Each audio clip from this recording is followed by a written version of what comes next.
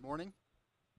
I'd like to welcome you to the National Wild Horse and Burro Advisory Board meeting that we're having here in Riverton. We're especially happy to be here in a rural area that has the beauty and the resources that Wyoming can offer us. To start with, I would like to have the board introduce themselves. We'll start with Tim down on the end. And yeah. what you represent, please. Where you're from. Thanks, Boyd. Good morning, everybody. My name is Tim Harvey. I'm the Humane Advocate, a seat on the board, and I hail from New Hampshire. I'm Sue McDonald from Pennsylvania, and I represent research. I'm Rick Danver. I'm the Wildlife Management Representative, and I'm from Casper. I'm John Fallon. I'm from Northern Nevada, and I represent livestock interests. Boyd Spratling. I'm a veterinarian. That's what I represent on the board. I'm from Death, Nevada. Callie Hendrickson from Colorado and represent the public interest. My name's Cope from Salmon, Idaho, representing Natural Resources Management.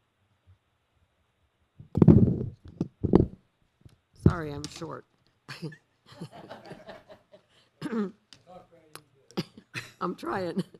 I'm June Suing. I am from Utah, and I'm Wild Horse and Burro Advocacy. Fred Wool, Harrison, Arkansas, public interest. Good morning. I'm Joan Guilfoyle, the Division Chief for the Wild Horse and Burro Program. And to my right is Greg Shoup. He's the DFO. The designated federal official. Okay, I have my alphabet right. But he will be introducing the BLM staff and agency people that are here when he gives his remarks. So we'll anticipate that coming up. Next, we'll go over the agenda review with Kathy.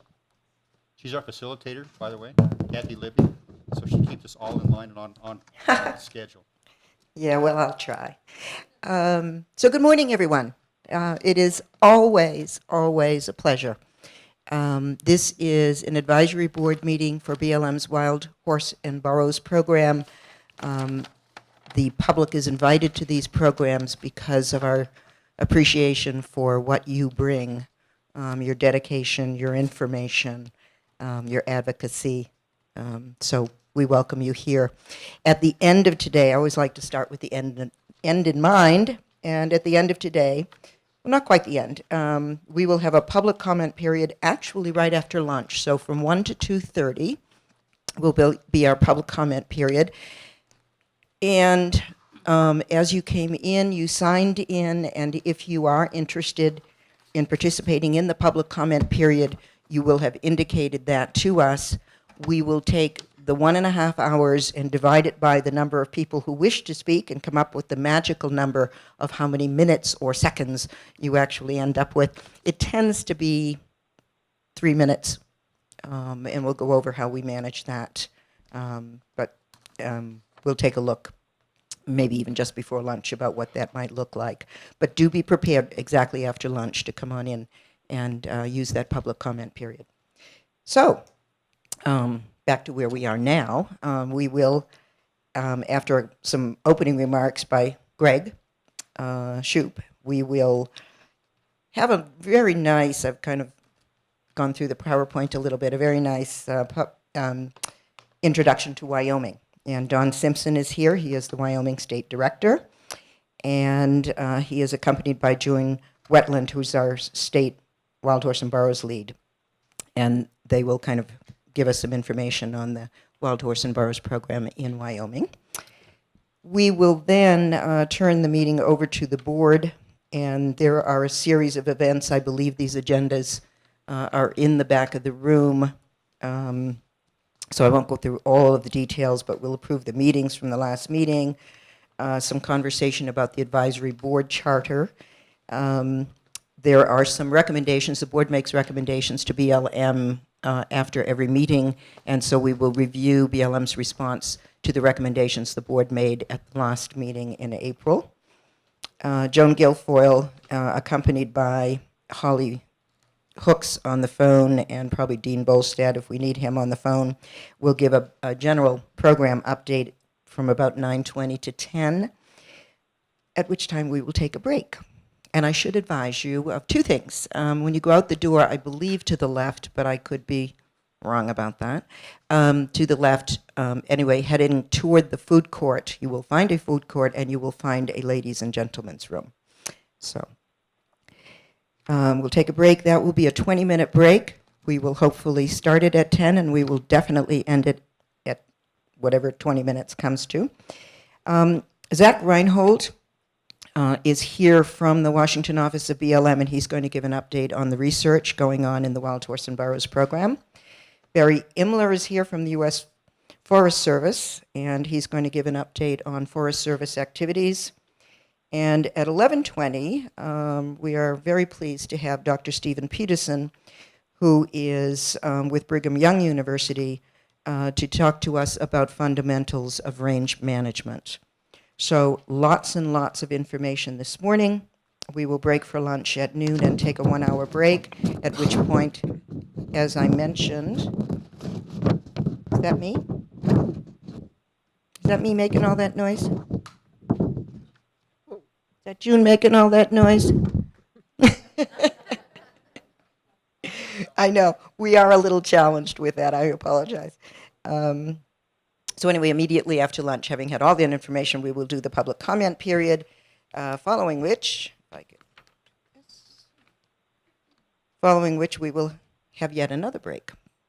And then the board really has its individual session. People stop talking to it, and they start talking to each other. And they have had some working group progress, and they will come up with some additional recommendations to the BLM. And we anticipate closing at 5:30. So again, we welcome you. We welcome you whether you are on the internet or here physically. Do we need to say anything, Art, about the internet connections or? Perfect. Loving it. Okay, so if you're in the room, there are a couple of things I have to tell you. We do have some rules of the room which we wrote up a couple of years ago. I confess I looked through them again this morning and they are terribly wordy, but I'd like to review a few things. First of all, ladies who are sitting in the front row, we didn't get to tell you this before you sat down. There are some designated areas for people, for the media and for people, just regular human beings with cameras, because it's helpful to get those things out of people's eyes, sight lines. So this is actually a designated area for cameras that you're sitting in. Okay, so if you've got some competition, you want to move. Oh, maybe this gentleman in the back, but no. And this is the other designated area right here. So are you okay, sir? Yep. I mean, is it okay with you, Art? Okay, so you're good. But yes, we do want to set up those separate areas, so we just forgot to tell you before you sat.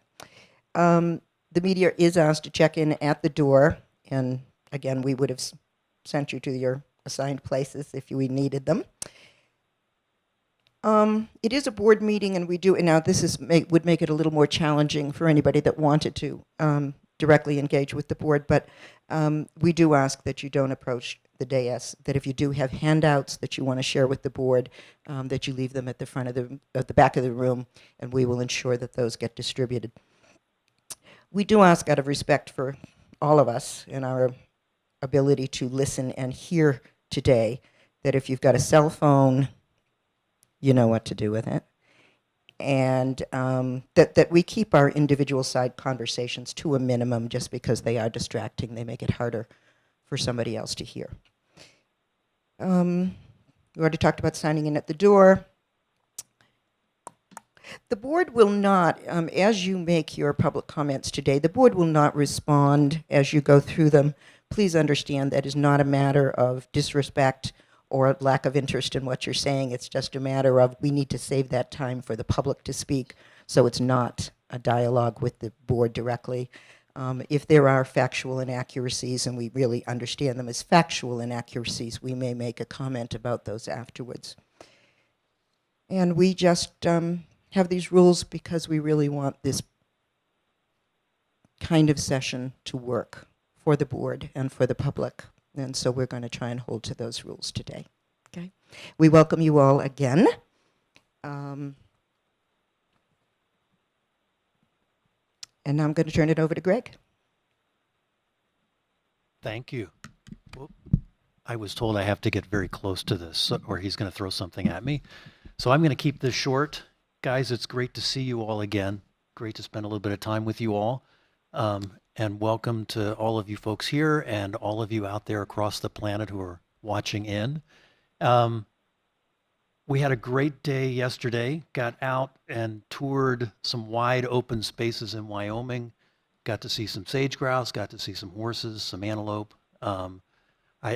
Don Simpson last night, if I get the attribution of this wrong, just we'll forget it for now. But as I understand it, this is something that Governor Meade is attributed to Governor Meade, something he liked to say, that a picture is worth 1,000 words, and actually seeing something is worth 1,000 pictures. And I personally had that sense yesterday that it was a great opportunity for us to get out there and see some HMAs, see some horses, and have these guys in Wyoming explain some of the things that they're dealing with in terms of managing those resources. Although I will say that I had to agree with John that we saw some great country that just happens to be in really good shape this year because of some good moisture that they got at the last fall. So we didn't exactly see some of what we saw yesterday is not typical of a lot of the HMAs that we're managing, but I would say the resource conflicts and the resource concerns are pretty much the same.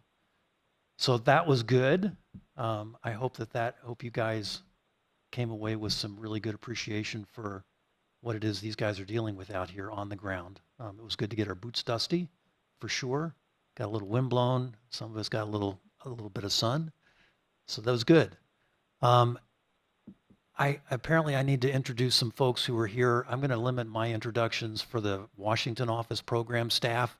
Don, I'll let you, to the degree you choose to, you can introduce some of the Wyoming folks. But Joan, if I miss somebody, be sure to jump in. So we've got Sarah Bowl in the back, who is on the Washington program staff, waving in the back, and Zach Reichhold, who was sitting up front, but took a phone call and left the room. But he'll be back later. You all get to meet him later because he's going to update you on a lot of research stuff that we're doing. So with that, I'm going to end off here just with a welcome and introduce Don Simpson, our Wyoming State Director, who gets to take credit for all of the good stuff that we saw yesterday. Don, without further ado, over to you. And by the way, just so you know, this is my favorite Wyoming State Director, this guy right here.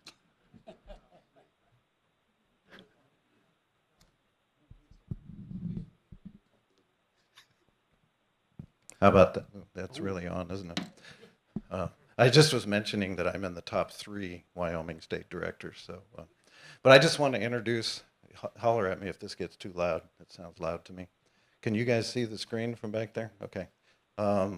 Steve Dondero is the district manager up in the Bighorn. Mark Storzer back here is our district manager in High Desert down in Rock Springs. So thank you folks for coming. I think you helped all the folks around yesterday, so that's good. What I'd like to do is just welcome the board to Wyoming. I know some of you folks are from Wyoming, so bear with me for a minute while we walk through Wyoming. And Rick, correct me if I get anything wrong here. How's that? So, let's see, do I get the clicker? Do I just give you a... Okay. Take it away. Okay, so I think a lot of you folks, as you did the tour yesterday, you probably got the hang of, we got a lot of high elevation, a lot of low elevation, not a lot of moisture probably in some of the area that you were at. So there gives you a few facts. Mean elevation of Wyoming, 6,700 feet, second to Colorado. So back to back, you got the 2 highest elevation states in the country. You can see the highest point in Wyoming, Gannett Peak. You probably saw that right out of Lander if somebody pointed it out. If not, we'll do that tonight or tomorrow when we're driving around. So next slide. Okay, you're in the smallest state in the country, so welcome. 5.8 people per square mile. The U.S. average is 87.3. So I remember when I was in D.C., it felt like 187.3, but anyway, welcome to the the smallest populated state in the country, and at last count, our antelope populations were almost equal to the human population. Okay, here's the how small is Wyoming. Next slide. Wyoming only has one 4-year university. So the rest of these are these junior college formats, and then they feed on into the University of Wyoming in Laramie. We have a, oh, did that go forward? Oh, I did. Oh, I'm sorry. There we go. Cheyenne's the largest city in the state. I don't know how many of you have been through Cheyenne. Second is Casper. We learned a fact here. I didn't even know this till about 6 months ago. There's only 2 escalators in Wyoming, and they're both in Casper. So Cheyenne's got some work to do. I'll get on that when I get back. And then the third largest city, if University of Wyoming is having a winning session in the football arena, War Memorial Stadium is then the third biggest town in Wyoming when it's full. Next. Okay, a lot of firsts here in Wyoming. First state to allow women to vote. First county public library system. First night lighted football game. First woman governor. Next. And from the public land standpoint, I want to start kind of transitioning into the public land side of this. We're in the state with the first national park, Yellowstone, 1872. First national forest, the Shoshone National Forest. First national monument, Devil's Tower. And to bring that home to BLM, back in the 30s, 40s, we managed the public lands in Wyoming through grazing districts throughout the West. And the very first grazing district was established in Wyoming. It was up in Worland. It's called the Ten Sleep Grazing District. And I want to bring up ranching here. I know there's, as you were out driving around, I think you saw quite a few of the ranches. Wyoming has the largest ranch size in the country, 3,800 acres per ranch. Next. So the economy, I don't know how much energy development you came across yesterday on the tour, but that is the #1 driver of the economy in Wyoming. Number 2 is tourism. If you could stay an extra day, I know the director of tourism would appreciate that. Where the third largest industry, obviously, is agriculture, and we're one of those few states in the country that actually has no state tax. Next. So I want to shift a little bit to BLM in Wyoming. Sorry to have my back to you guys. I was trying to talk to the board here. There are the major towns that we have offices in. We have 10 field offices, and then Cheyenne is our state office. Next slide. So this will give you a little look at the surface ownership. Anything in green in the far northwest corner of the state's Yellowstone. Just south of that is the Grand Tetons. The rest of the green in the state is National Forest. All of the yellow then is the surface lands managed by the BLM. We manage about 18 million surface acres. We have about 700 employees, about $100 million budget. But we take that $100 million and we turn it into $2 billion that goes into the federal treasury from receipts from oil and gas and coal. So before I go to the next slide, kind of focus your eyeball up in the northeast corner of the state. You'll see there's very little federal surface, just a little bit of yellow, a little bit of green. So if you can go to the next slide, there's the mineral ownership. Now all of a sudden you're starting to see why we're making $2 billion a year in the state of Wyoming. The northeast corner of the state has what we call split estate. So the United States government owns the minerals and a private entity owns the surface. So as we work up in that state, we have those issues that we need to deal with. Next slide. So as you saw that map, part of that is an accident of history that we get to manage. Sometimes it's easier to just manage a solid block of public lands. As the folks homesteaded, the homestead authorities said that we had to reserve the minerals to the United States. So that's why we have that huge area up in the northeast part of the state with private surface federal mineral. And then if you look at that graph on the right there, or that map on the right, you'll see that railroad checkerboard. When Congress gave the railroad the center line, they also gave them 20 miles on either side of the center line, and every other section, it's known as the checkerboard.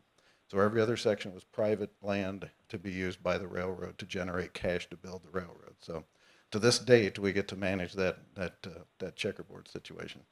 Okay, next slide. With that, what I'd like to do now is turn the discussion over to June so we can transition into the wild horse issues here in Wyoming. So June Wentland is our program lead, and I will pass the baton to June. I'm right here. All right. So remember that checkerboard that Dawn went over? I'll get to that in a minute. All right, so this is the Wyoming Wild Horse and Burro program, and we're second only to the Nevada wild horse and burro population. We have 3,771 this year. We don't manage any burros, just horses. Next slide. These are the 16 herd management areas in Wyoming. They're managed by the Rock Springs Field Office, the Rollins Field Office, the Lander Field Office, up in Worland, and the Cody Field Office. The AML for these for the statewide AML is 2,490 to 3,725. Next slide. We have a multitude of facilities in Wyoming that we work with.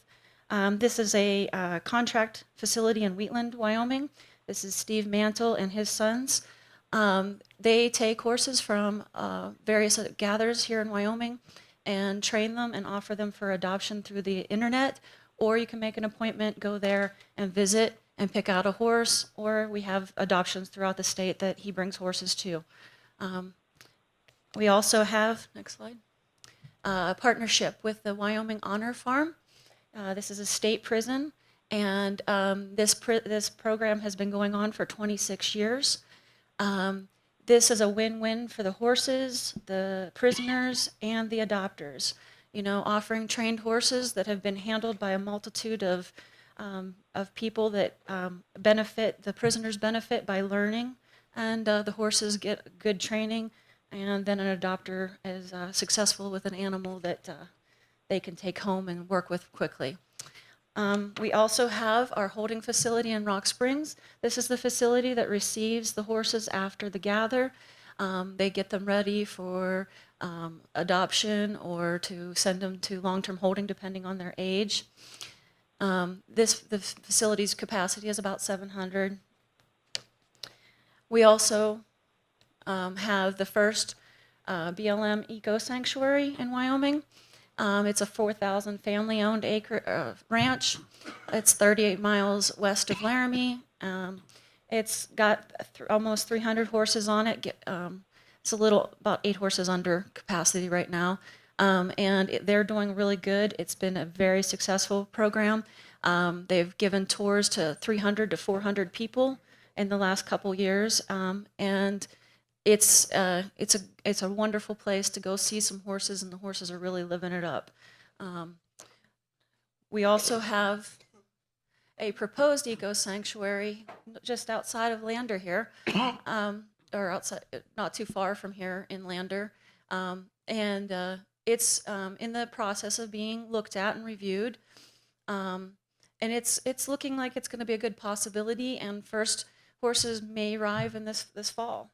So hopefully it'll go through and it'll be another successful place to place horses.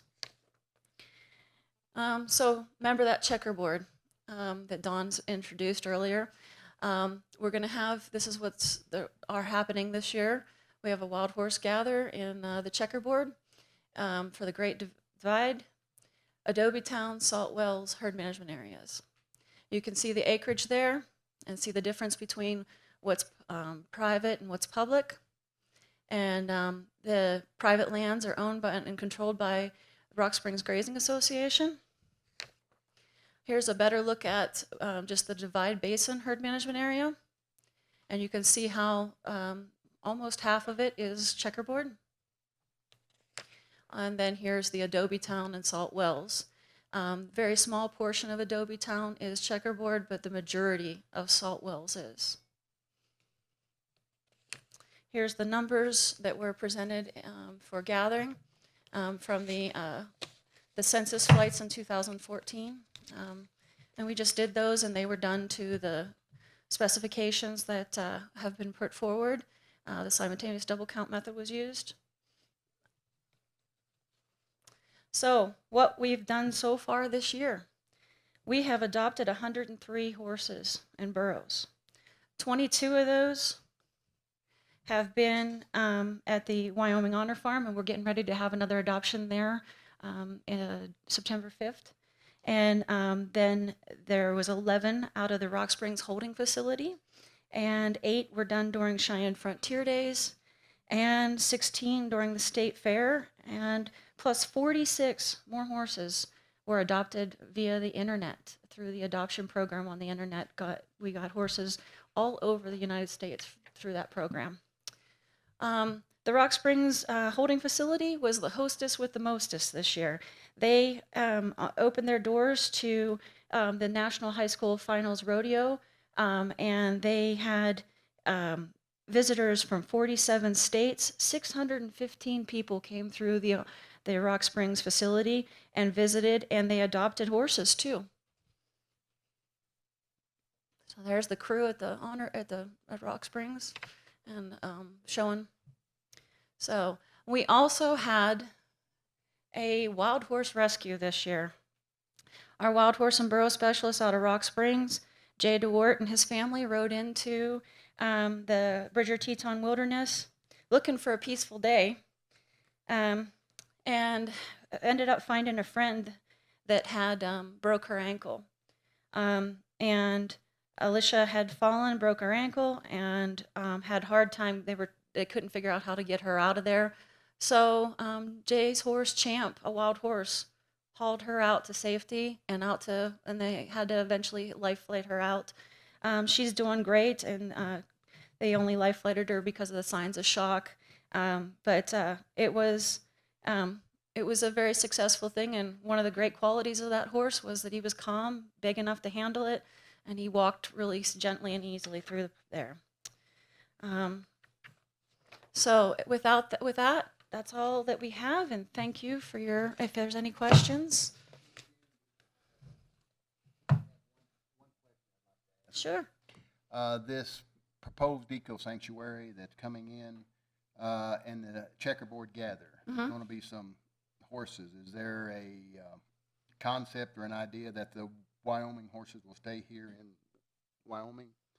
Transfer some of those to that proposed eco sanctuary? Well, we have to wait for that proposed eco sanctuary to come online before we decide what's going there. But there is a concept that we are thinking that those will be Wyoming horses, yes. Well, to me, that would be a good idea and a good concept to try to make those two things And happen at the same time. The eco sanctuary that we have, it has all Wyoming geldings. Okay. So, and that, depending on how many that through the evaluation comes out that holding facility can hold, and then what we can, timing wise.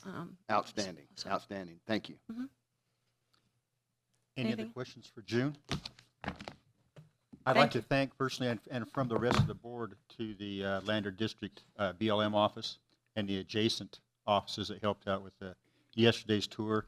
It was very instructional for all the board members to see the resource, its impacts, interactions with different uses, especially wild horses. We saw a lot of game, and it was a good day. The resource is in good shape, and I think we have to congratulate the Wyoming BLM for actively managing those wild horse herds. And I think it shows, the resource shows that they have been actively managed, and I think that's what we're looking for in the West, is what we're seeing in Wyoming. So I want to thank the Wyoming, especially the Lander office, for helping out with that. With that, we'll move on to approval of minutes from the April 2014 meeting.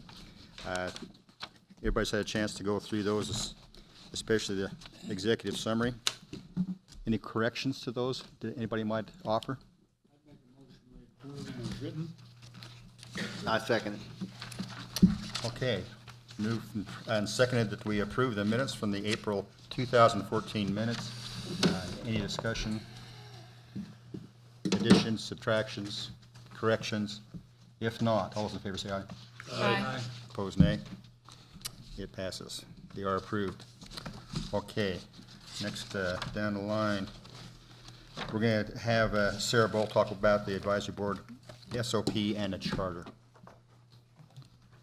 Good morning. The charter and the SOPs are in tab 3 of your binder. The charter is a 2-year document, and it was just renewed in July, so the current charter will now expire in July of 2016. There are 2 changes I wanted to highlight in the new charter. One is in the membership and designation section. We've made some changes to make it very clear that 2 of the 9 board positions are public interest positions. We've listed those out separately. They were combined into one, so it was a little confusing. And we've noted in each that one of them is a public interest position with a focus on equine behavior, and the second is a public interest position with special knowledge of protection of wild horses and burros, wildlife management, animal husbandry, or natural resource management. The other change I wanted to note to the charter is in the authority section. The department added, they have references to different parts of the regs in that first authority section at the very beginning of the charter, and they added one additional reference to the portion of the BLM regulations for advisory boards that require a quorum for a meeting to be conducted. While the charter is a document that is maintained or by the department, the SOPs are the board's document, and I wanted to invite any discussion, questions, or thoughts about any changes to the SOPs, either now or during your discussion period later on.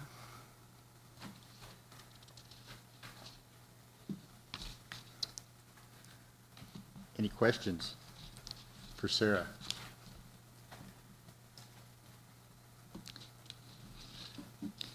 Basically, we've been making it a practice to look at and discuss the charter and SOPs at each meeting.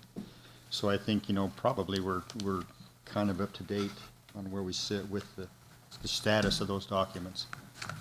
If no further questions, thank you, Sarah, very much. Thank you. Boy, are we ahead of schedule.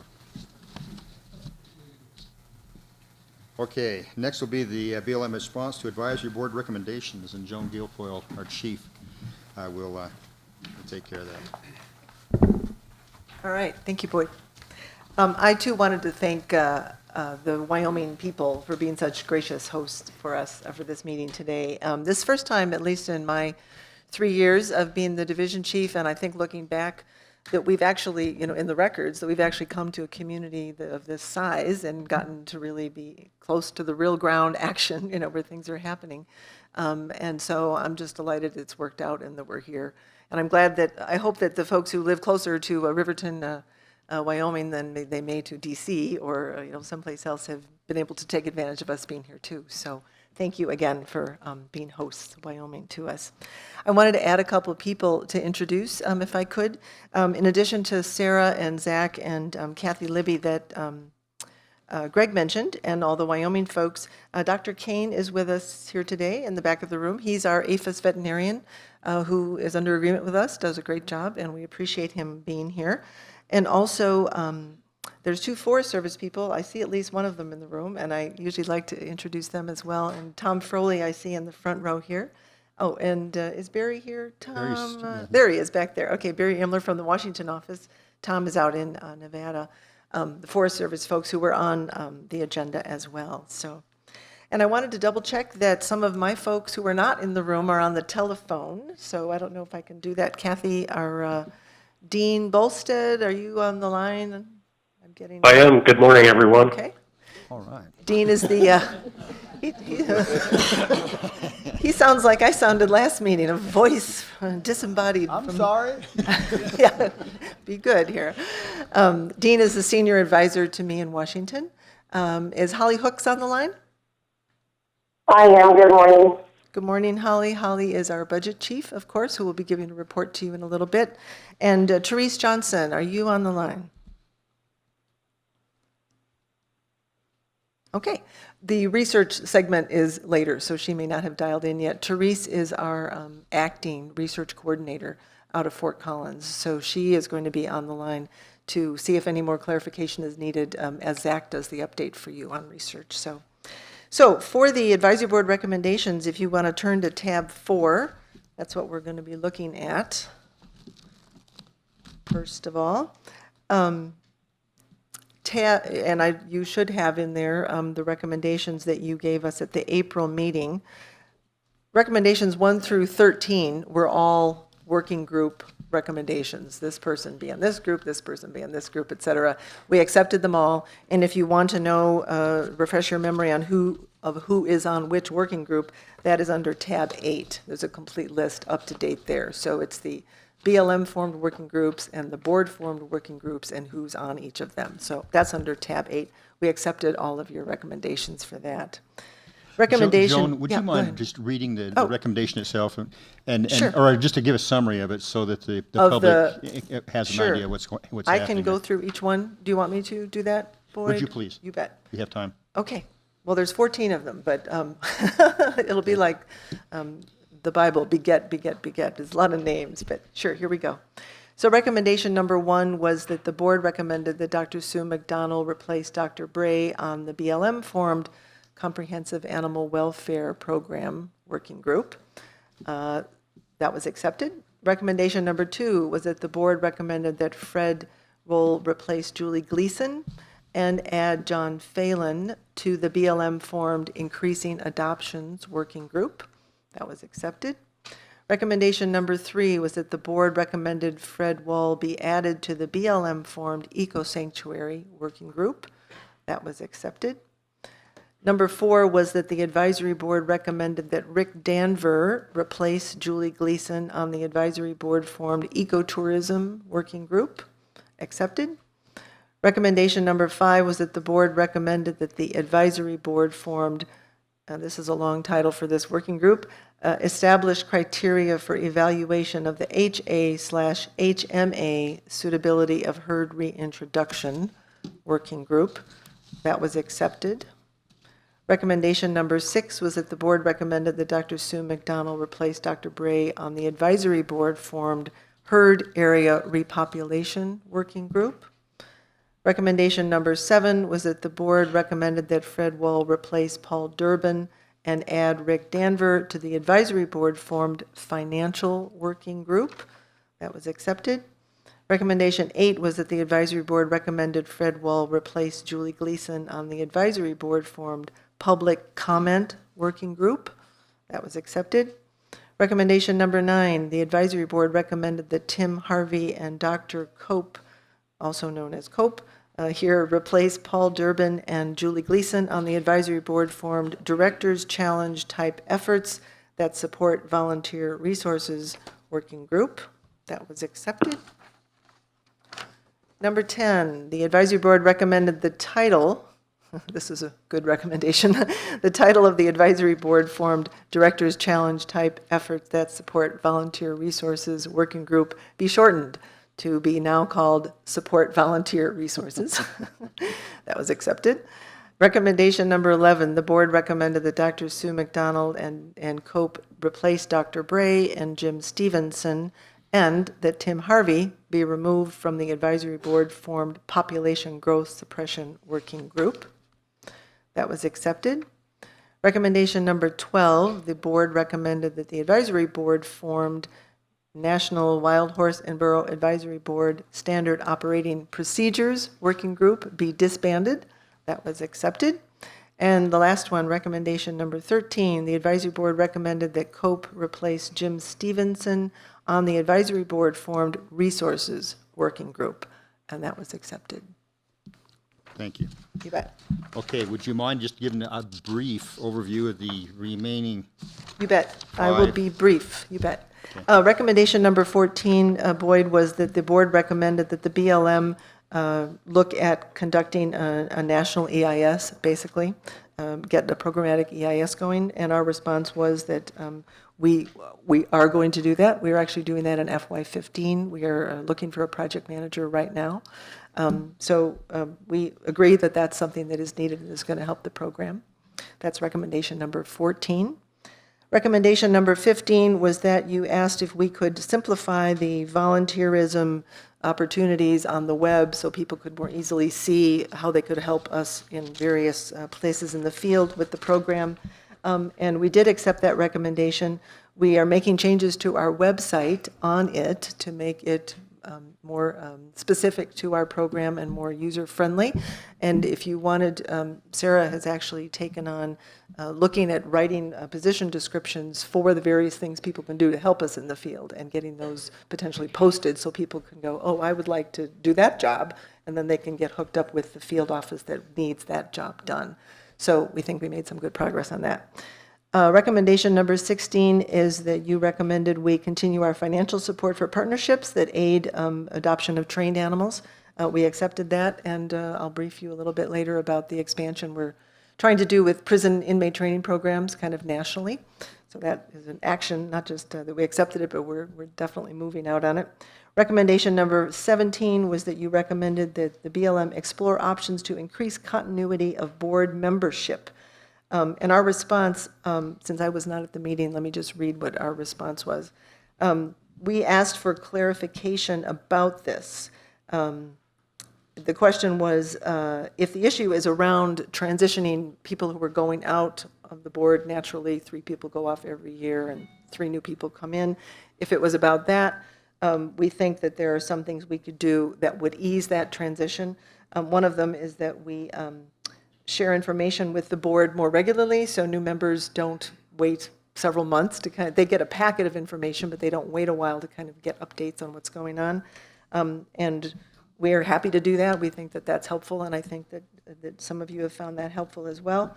And if there's other things that you want to think about or clarify that you'd like us to look at to kind of ease that, we're open to it. But that's the one thing we have done, but if there's other things that would be useful, we're open to hearing that. That was our response to that one. And the last one, recommendation number 18, is that you recommended that the budget was a standing agenda item on the meetings, and it was accepted, and it is. So. Thank you. You bet. Thank you. You know, that is the crux, essentially, the function of this board is to recommend to the BLM, so that's why I imposed on you to give a little more explanation to the public on that. You bet. If I may, I want to clarify something for the board.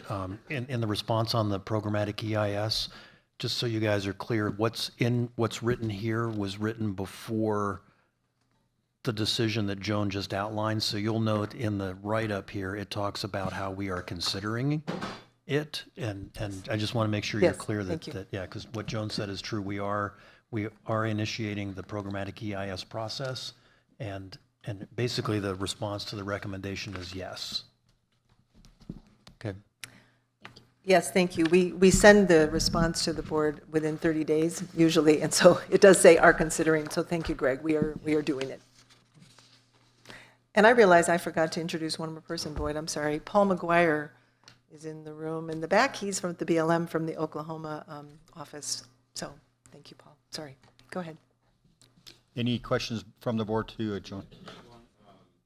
Not so much a question, I guess, when clarification on recommendation 17, I think it was. Yeah, I think the intent of when we're talking about that continuity of board membership was we were really asking the BLM to really consider strongly when people that have been on the board have been productive, reapply. I think that was because, for instance, if you go back and just in the minutes from the recommendation, one of the committees that I'm on, we haven't been able to function because we're just constantly, there's been a change every other meeting. We've got a change of a member, and you know, there was one in there that we're asking Bob Bray to replace Paul Durbin, and now we got somebody else that we replaced on that committee, and I think that's kind of the direction we were coming from, wasn't it? When we were It is, discussing but you know, we're kind of a victim of the fact that, you know, with 2 meetings a year, yeah, and then a 3-year term for each member, we're going to. And when you've got a member on, turnover, and you got 3 members, and there's a constant turnover in the committees, I guess we're just throwing down on the table, what can we do to try to make these subcommittees more productive? Because we only do get these 2 meetings a year, and you know, and one of the things that BLM has done, they've initiated that once a month call that we can at least the subcommittees can touch base with. So I mean, that's been really helpful. But I think that's what the intention of that was at the time, wasn't it? Is my recollection? I'm sure it was, yes. Yeah, because it was just that when it's sometimes hard to get a dynamic group, dynamic that starts actually becoming productive and getting things done as an advisory board, and then 1/3 or 2/3 of your membership gets smucked out in one fell swoop. It's really hard to come back up to speed. And I think I just wanted to clarify that because I think it actually says in here that it says if the issue. So I mean, it's obvious that it wasn't real clear, because I think that's what our intention was when we brought that up. So I just wanted to clarify that.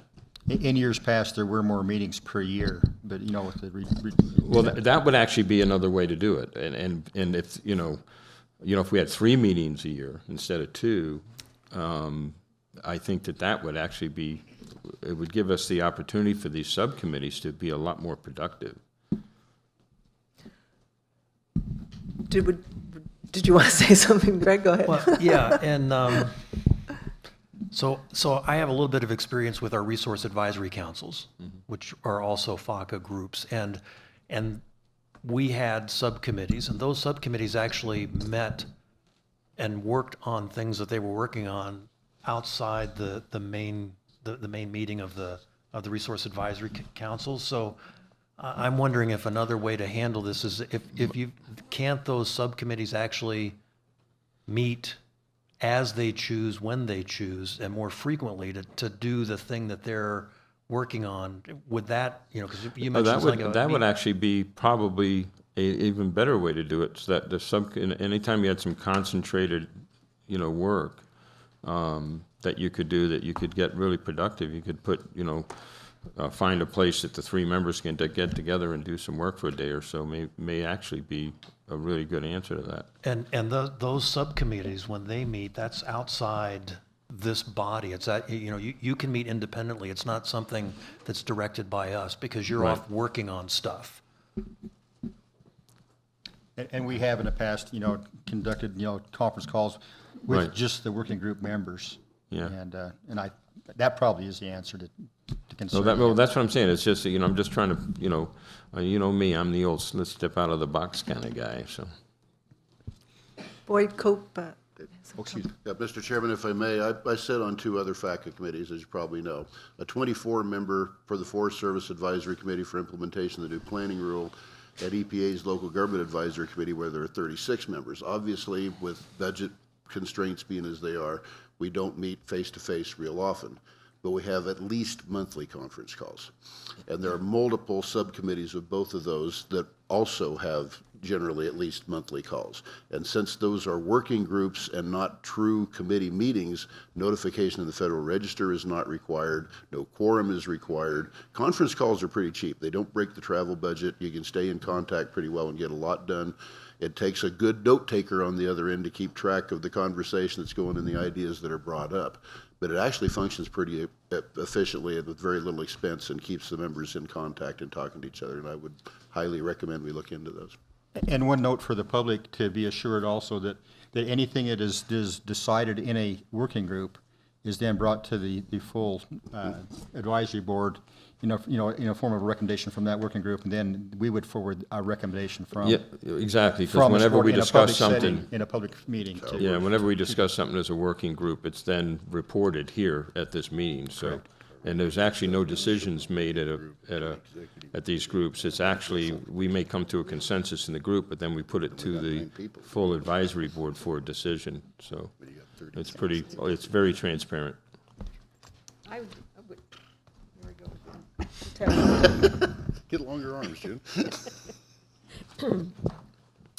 I guess I could go along pretty much with what Dr. Cope said, is the conference calls, will probably be more financially efficient. Logistically, it might be a problem in trying to meet face-to-face. Tim lives in New Hampshire, I live in Utah. I mean, that's kind of, when we're on 2 committees, I believe, together, and so that makes it, a little bit of a problem. There is, in regards to the minute taking, there is a BLM employee that is assigned to each subcommittee. And so, they could be responsible for taking those notes or whatever it is.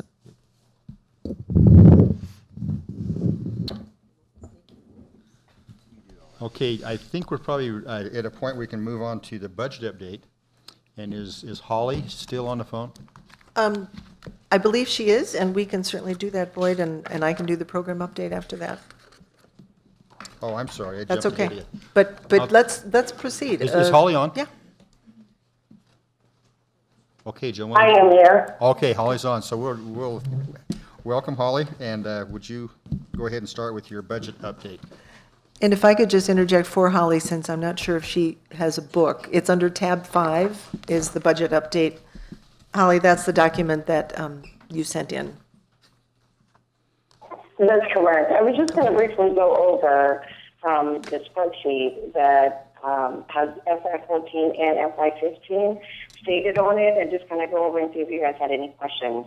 Of course, on the financial working group, I've been working with Callie and answering any questions that you may have for further clarification. So just let me know if something is, you have some questions about it, write it down, we can go over it. So I'll just start with FY14 appropriations. Our funding level for this year for the Riverton Burro program was $77.245 million. And that also included any estimated research that we wanted to look into. As of August 11th, which is when this report was ran, we had spent a total of nearly $2 million on our budget. And some of those operations included herd management planning, adoptions, short and long-term holding, and also gathers and removals that took place, which we did a minimum of, I don't think we did any more on our schedule of 3,000 animals.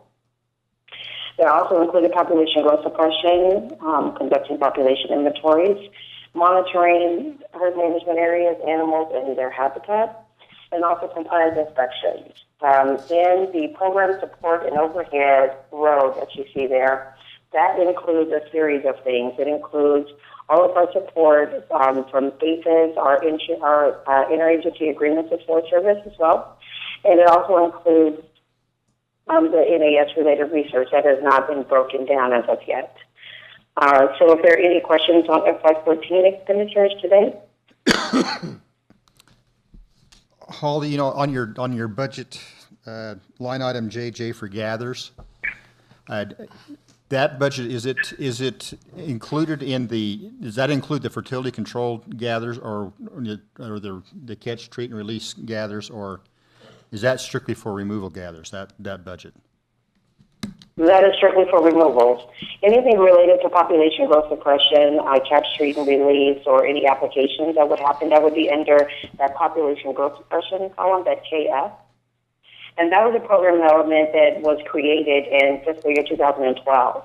And it was just for this purpose, so that we would try and be able to separate and differentiate between removals and gathers in relation to achieving AML versus gathers, removals, and treatments related to population growth suppression. Thank you. Any other questions from the board? Oh, Callie, you gotta have a question. You have to have a question. Okay. I think she just went over the first one, didn't she? Okay, I'll move on. Okay. FY15's president budget request that we put in is at $80.2 million, and that includes about a $2.5 million increase for NDS-related research and continued implementation that we would have initiated in FY14. So in FY15, we have had several discussions. Nothing, of course, is set in stone until we actually receive a budget. But we have had several discussions about continuing herd management planning, reduced number of removals that will be happening at the 2,000 animal level at this point. Also continued monitoring of HMEs and animals in their habitat. We'll continue the holding of animals at both long-term and short-term facilities, and long-term also includes eco sanctuaries. We would also continue any other research and treatments that will be happening on the range.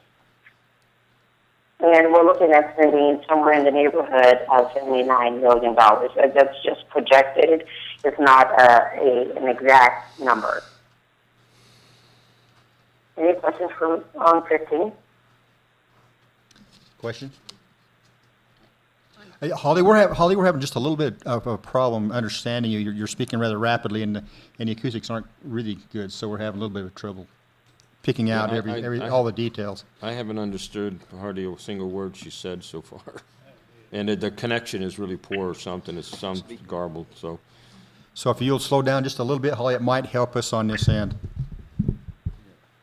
Oh, I apologize. I was going over the on-the-range operations, mostly for FY15. Is this better? That's much better. Okay, sorry. I didn't want to sound like, some type of spirit overall, in the room. So I apologize. But the only range operations is what I was mainly covering for herd management, monitoring, and population inventory that will be taking place in FY15. And all of those operations are within the $80 million President's budget request that we put forward. What also is in addition, is included in the $80 million is the NAS, continued implementation of research projects that we would have initiated in FY14. We also have some plans to do some field studies as well in FY15. And the other portions or other operations that would include is holding, both at long and short term. And long-term holding also includes eco sanctuaries. Holly, just as a clarification, Ready? I don't seem to be on. So as a clarification, you just said the eco sanctuaries are a part of the long-term holding. Is that what you said? That's correct. Okay, thank you.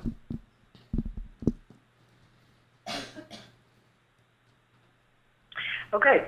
Are there any other questions regarding FY15 appropriations and operations? One, Holly, those research projects, are those all included within the NAS related research budget item, or are they scattered through the other categories as well? It's included in the NAS related All that. research. Thank you. And one of the things that wasn't included in your document were some of the projects that we did initiate in FY14. And I'm pretty sure someone will cover it during research, so I won't go through the list unless you would like for me to. Joan, I don't know if someone is probably going through what we did initiate this fiscal year. Holly, Zach will be going through the research that we have launched in FY14 and going into 15, so we probably could just do it that way, if that's right with the board. Okay. Is that okay? Is that okay? Okay, are there any other questions for me related to FY14 or FY15? John Fallon has a question. Okay. Excuse me, in regards to your population growth suppression and the gather costs, totally you got a little over $4 million. Does that include gathers for treatment to keep these mares from having colts? Is there anything budgeted in that process?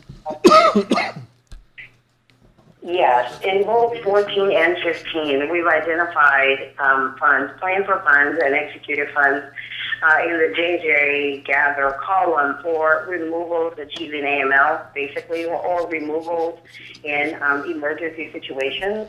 What we have asked the field to do is to also treat the mares once you are gathering and removing. And so they have done that. And for any gatherers that are just specific to treating of animals or sex ratio adjustments, all of those would be under the KF population growth suppression.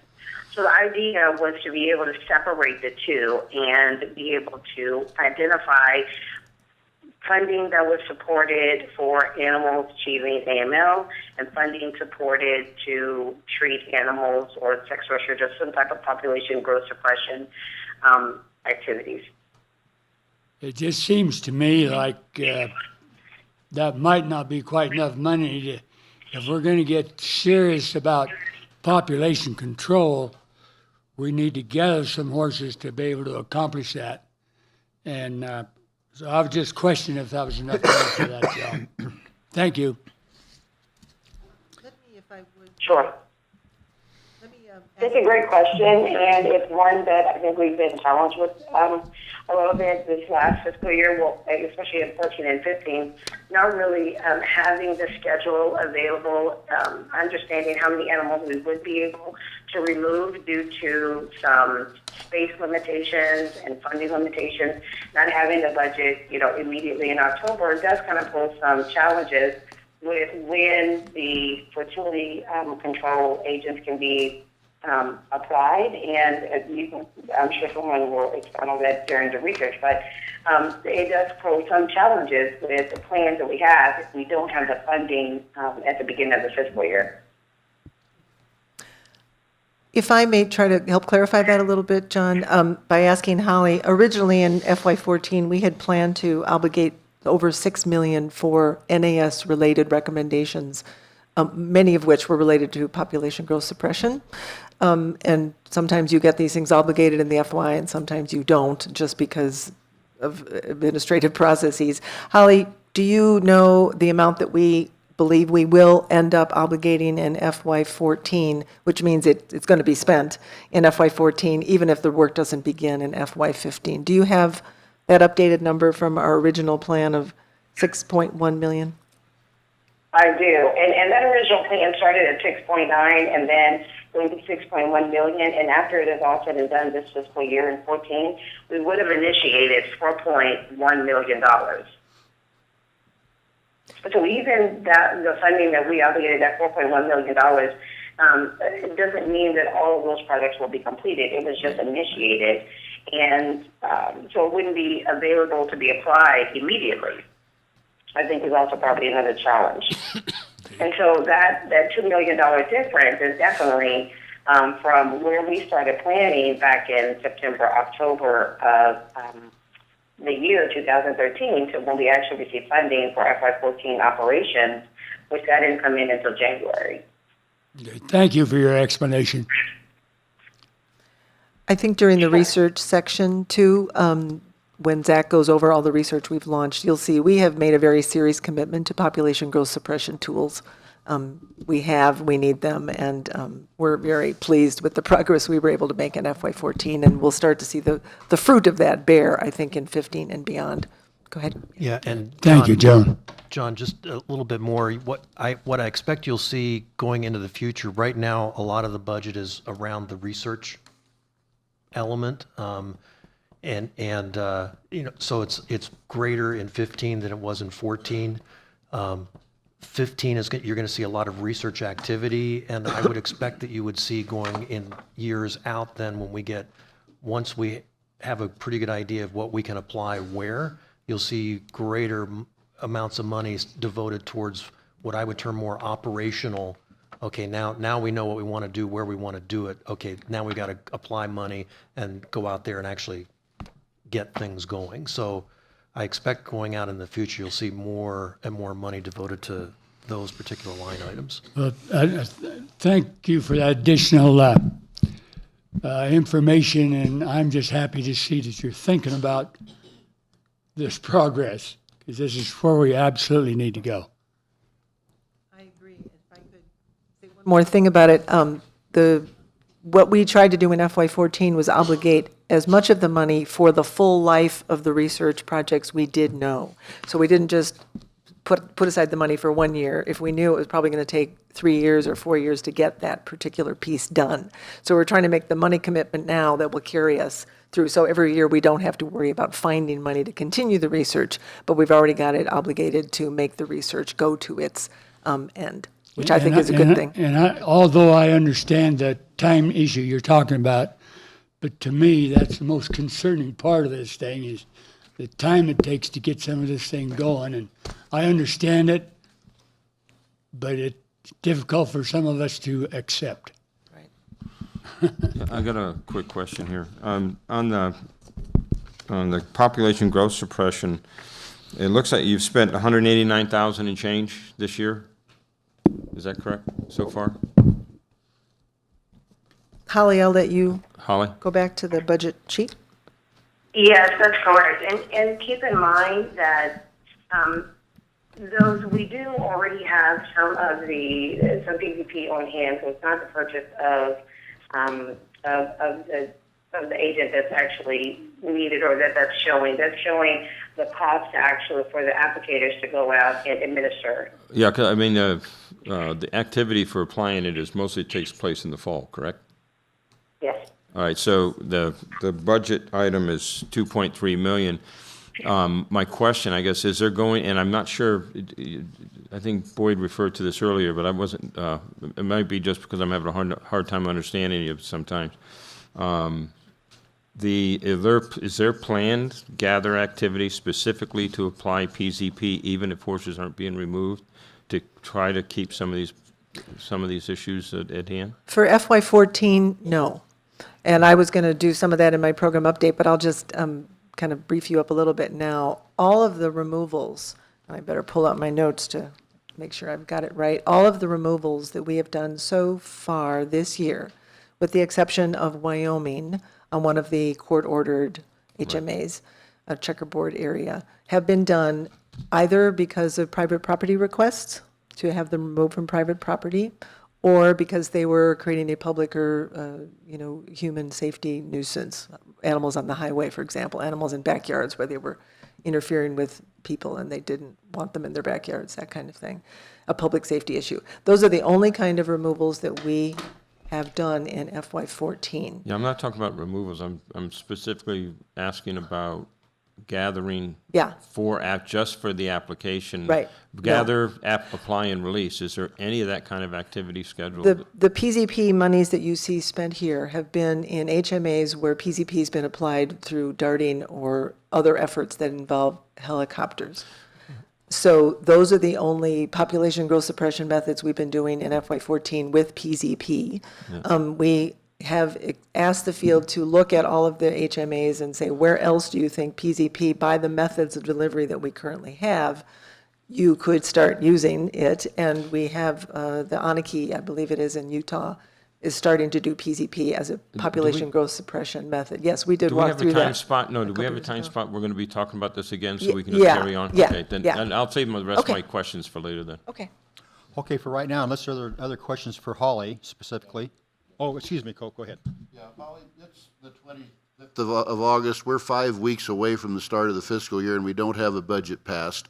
The president's request has a $23 million increase in it. Assuming Congress pulls its usual stunt and fails to pass a budget and goes on with a continuing resolution, where do you cut the $23 million that ain't there anymore? The $23 million cut in our program? Well, what you've got so far, expenditures this year is $56 million, and with a request for $79 million. If the continuing resolution comes through and you don't get the president's budget request and therefore don't get the funding increase, where do you make up the lack of funds? Right, we would definitely have to make some adjustments, and that would be a question on whether or not, what are the Bureau's priorities and what the program priorities would be. That, of course, wouldn't be a decision that I would make by myself. We would definitely have to review what the plan was and what we've already obligated, what needs to be continued. It would definitely be adjusting program priorities. I couldn't say for sure exactly right now what would be cut out of the program because, of course, our primary focus would have to be to hold the animals that are already, to continue holding the animals that are already placed in off-range facilities. And then other things would Holly. follow around after that. Holly, this is Greg. I've got an answer for Cope. So, Holly, what was our fiscal year 14 budget total? $79 million. Yeah, so Cope, I thought just, you were at yeah. budget now. Yeah, I just wanted to clarify that. What she's showing here on this table is how much has been Last year's spent. budget, so a CR would remain at the 79. Correct. So the Fine. difference is actually much smaller than what you were thinking just looking at these tables. So, and then as to what we would cut, probably the coffee bar, and maybe the car that Holly drives, that kind of thing. If the CR maintains you at 79 million, your programs are intact. Yeah. That's a lot of coffee. Yeah. Does everybody understand I was kidding? Just kidding. Yeah. Not going to cut the coffee bar? Holly has. Yeah, that's right. We're not cutting the coffee bar. Yeah. Right, good. Callie has one comment or question. And I think, thank you, Holly, for that. One of the things that I would ask for in the future, I don't think our public is being able to see our budget on the screen. If we could please be sure that we have that up on the screen, as well as the pie charts are pretty good visuals of where the money is being spent. So if we could do that in the future, I would appreciate it. No problem. I had the same thought, Callie, and it isn't Holly who would do that, but I think it's a good idea too. It's hard, if people download it and print it, they have it in their hands, but not everybody does that, so I agree. If there are no other questions, then thank you, Holly, for participating today. And Thank you. with that, we'll move on to Joan's update. Okay, I will try to have us not lose time through this, now that we've, Got lost time. we lost some. So turn to tab 11, which is where I want to go through kind of a lot of the off-range activities first, and then get into some of the on-range things that we started to get into a moment ago. And I will just say, too, I think I sent to the board, the new organization chart that we have in our program, which I'm very delighted. It's taken about 2.5 years to get that completed. And what it means is that we have reorganized to a degree where we have the folks in the Reno office are going to be the on-range branch, which will be in charge of removals, gathers, treatments, population surveys, research, generally, and the people in Oklahoma, the other branch will be the off-range branch, which will be adoptions and sales and inmate training programs and pastures and corrals and that kind of thing. So having said that, we have not filled the 2 branch chief positions, who will be my subordinate supervisors, and we have a lot of vacancies in the program, and people coming in and people going out. So I have a lot of actings. So we don't really have anyone who's kind of the national adoption lead right now. So I'm going to explain the documents that that the acting has given, and just with that awareness that I think next April, which is our next board meeting, hopefully the 2 branch chiefs will be in place and that they will be able to report very fully on their particular areas. But you can see under this adoption update that to date, we have adopted 1,710 animals, and we have sold 76. 58 of those are burros. And I will say a good amount of, I don't know if all of those burros are through the Humane Society's Platero project or not, but that's a wonderful project that we've started with them. They have a donor who was interested in getting trained burros or untrained burros even into good homes, and that's been a very good program for us, getting some sale-eligible burros out of corrals and pastures and into homes. So that's the adoptions and sales update. And before the next page is just the schedule of adoptions that are coming up from August 8th all the way to December 11th. You can see, and this is all posted on the web, of course. One thing I want to say about the adoption program is Tim, a couple years ago, maybe a year and a half ago, gave us a recommendation. I think, I don't know if it was from the board or just from you, Tim, but it was the milk run idea, which was some concepts about how to increase adoptions and infrastructure and enabling good animals coming east so that we could better tap into that market. I've taken that report plus an internal evaluation that I had done by some BLM management folks about our adoption and sales program, because we really hadn't done an evaluation of it and said, what can we improve? What else can we do? Somebody external to the program look at this. And I have both of those reports, which I have given to a special team in Nevada that has formed around adoptions and sales, and asked them to look at it and help me and the other states. You know, June gave you a nice report of what they're doing in Wyoming, but all the states, including Wyoming, everyone, how we want to implement some of these recommendations. What are the barriers? What are the ways we can get around the barriers so we can do all we can do to maximize our adoptions and sales?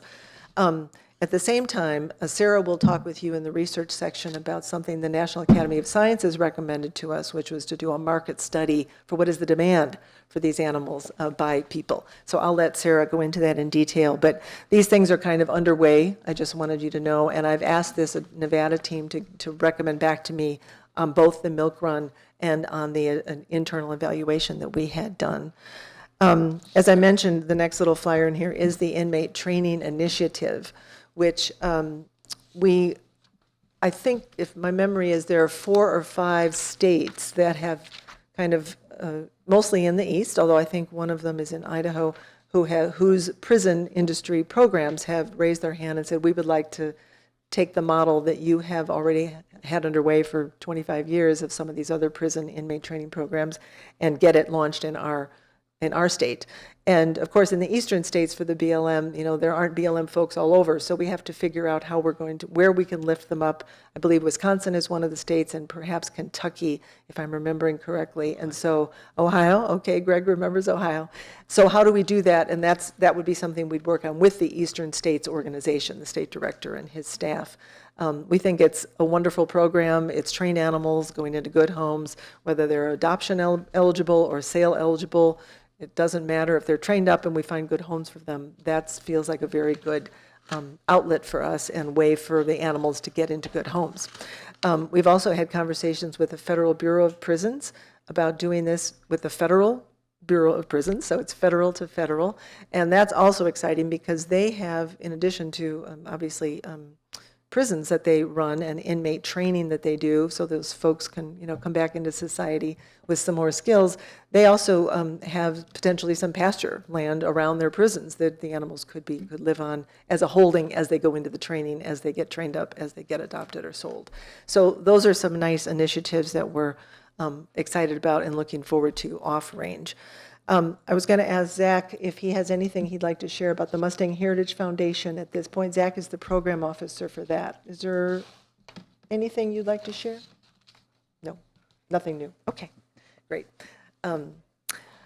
So continuing on whatever else we have in here, in terms of off-range, you'll find a fact sheet, which I know was posted on the web as well, kind of about off-range management.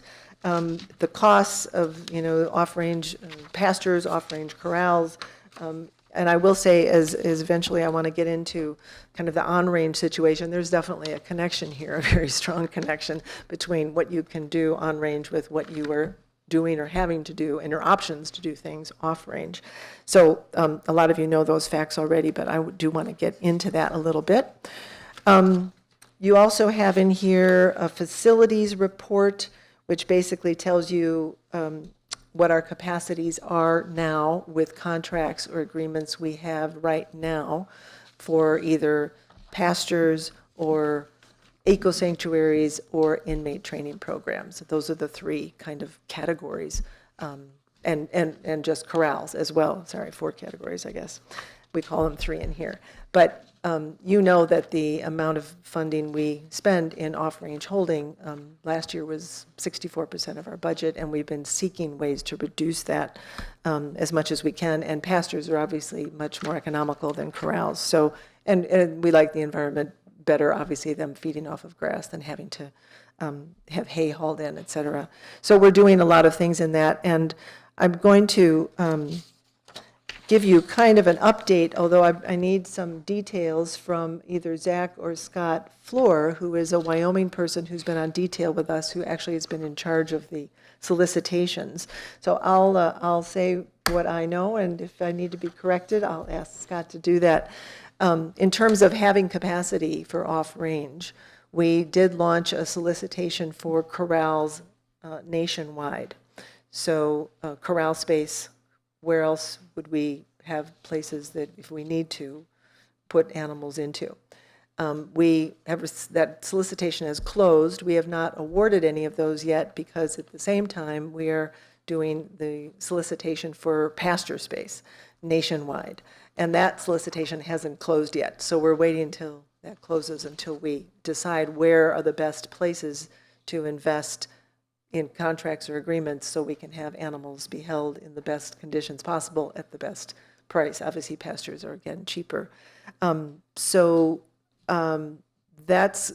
expect that our decisions on that will take place in the next month or so, I would say, when the pasture contract or solicitation ends and we decide where do we think is the best geography, the best location, the best price, the best sites. So I don't know that there's much more to tell you about it than that, except that we're working on this. Last time we talked, I think I told you that at that point we had more than almost 50,000 animals in off-range holding, which is about what we have in on-range living free roaming, and that the cost of that was something we were very concerned about. So this is an effort to see what other places, the inmate training program is there too, the holding there. Where else can we move these animals into so we reduce the costs and then free up money to do more on-range work. Obviously, that's, we're investing a lot in research, but we also want to have more money go to the field to do, monitoring and range management, et cetera. So that's a big effort of ours. And why don't I stop there and just see if there's any questions about that before I go on? Yeah, Tim? Yeah, just real quick, what's the minimum size for a long-term as far as the amount of animals? I believe the new solicitation is 200. Yeah, because that's been lowered, correct? Yes, it has. It was 500 before, is that right? Yeah, so you're down to 200. Is there any consideration for facilities that would hold fewer than 200? I'm going to ask the folks who have been dealing with this specifically, either Scott or Zach, to weigh in on the advantages or disadvantages or challenges with that. I know compliance of monitoring many small places. The cost would go up with that. But right. I know that you may have a few other resources, a lot more other resources available if you could maybe do down even as low as, 100 or 50. And I know that, now you've got a whole bunch of strings to hold on to, but there may be some avenues available, a lot more available, especially when you get east of the Mississippi, that there may be some people out there that, because land is much richer there, but there's also a lot smaller plots. Right. And you may be able to find some folks out east that would be willing to take smaller groups of horses. That's what my question was. We'll direct it at. Yeah, let Scott kind of give kind of the conditions that were there when we listed these solicitations. I think it's an interesting idea to expand further. But yes, the long-term, let me just give you an update. We went out for short-term holding facilities back in May and June, and that solicitation closed middle of June, and there's a team right now looking at that. And that solicitation is for the western states, basically west of the Mississippi. Currently, we're open for long-term pasture solicitations in the eastern states and the western states until September 8th. Joan, I stand corrected, that's 100 head is a minimum. okay. It's 200 head on the short term. So great. That's But on the long term, it's 100 head to 5,000 head. So for both western states and eastern states. And then we're also open for short-term holding facilities in the east until, I believe, September 8th as well. So the short-term holding in the east would still be the 200 horses? I believe so, yes. Okay. I'm really happy to hear the lower numbers because I think it just opens up to a lot more possibilities. Well, and there's been interest from folks, again, like what you're saying, Tim, just smaller numbers and more opportunity to possibly pasture horses and other opportunities. In the future, could somebody be given consideration to, maybe as low as 50 horses if it was out east where smaller plots out there? Is that something that could be? I think that may have opportunity. I think it'd have to be something discussed, Well, but the BLM would be open to that, do you think? I That's think what I'm asking. the contracting specialists would have to talk to us about that. And then also the compliance and inspection and oversight piece is really important. I guess my question is, I'm not asking I'm just asking if they would be open to, if somebody approached them and said, is this something you'd consider, would you engage in a conversation? I think it is something to consider in certain areas of the country. And like Joan alluded to, I mean, there's logistics, compliance, and those things that would need to be associated with a smaller number. Yeah. So. Good. Thank you. Yeah, you bet. Zach, is there anything you wanted to add to that? Because you've been heavily looking and supervising this process. No, I guess the biggest point would be that we're also looking at, it's kind of a test, a pilot project, and this is something that we haven't looked at before in the East, and so we're going to try and go into it if we award long-term pastures in the East very cautiously, understanding that it's a very different climate environment, that there are some issues that could come up with some of the maintenance and care of the horse's hooves because you don't have the substrate that you do normally in some of the other places that we have long-term holding pastures right now. There's also potentially the exposure to different diseases and things like that that may occur, different vaccinations that need to occur in different parts of the country. So we're looking at it, and so I think we'll have a better idea of how we can expand and maybe into the east after we get back and start looking at what we received from this solicitation. I'm just thrilled that you guys are even looking at it. I really am. And, I mean, out east, you got one of the considerations on pastured horses is founder. I mean, I don't think you have to deal with that because of the richness of the pastures and stuff. So I'm glad to hear that you're looking at all that stuff. So thanks. You bet. Joan, before you leave the holding facilities discussion, I want to bring up one point. It's probably something that has not been discussed a lot, and I think because of the contract closure in Kansas and the transfer of horses and some of the mortality that accompanied that transfer, I think it's something that we haven't thought about is that some of these facilities have some horses that have been holding for a long time. And we're getting some very high-aged horses in some of those facilities. Now, we all understand fully that there's an attrition rate, and we've been accustomed to an attrition rate that's very low in those holding facilities. But I think, looking at this, the numbers here, we have 21,000, almost 22,000 that are over 11. And in that particular Kansas situation, that we have a very high teens average age. And at that, we're going to have to, I don't know if we change anything, but we have to accept the perception that there's going to be a higher mortality and a higher attrition at some point in some of these holding facilities. And like I say, I'm not sure there's anything that needs to be functionally done differently, but I think the public needs to be made aware of that as a situation, of that's a reality, and we have to accept that reality, and even the Bureau has to accept that reality.